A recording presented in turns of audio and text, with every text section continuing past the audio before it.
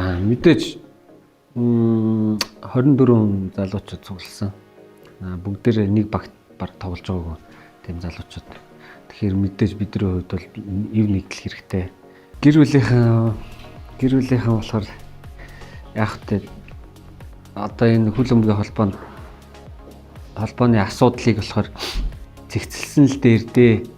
Та нар маш зөв юм хийж байна. Тоглохгүй байх чинь ер нь баг зөвөө.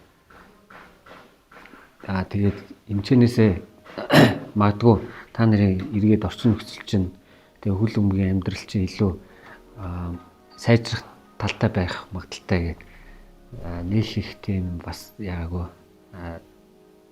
юу гэдэг. Тийм ерөнхийдөө бол нэг их тийм эсэргүүцэл гэр бүлийн эсэргүүцэл юм уу нэг тийм тулгараа гэдэг. Мэдээж 24 залуучууд цугласан. Бүгдээрээ нэг багт баг тоглож байгаагүй тийм залуучууд.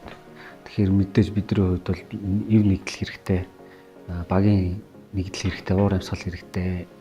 Энэ ч утгаараа энэ чинь ирснээрээ багийнхаа уур амьсгалыг бас сайжруулж байна. Тэгээ бие биенийг ойлгож мэдж байна. Хоорондоо ярилцж байна. Энэ бол багийн уур амьсгал ойлголцол маш чухал болоотой л доо.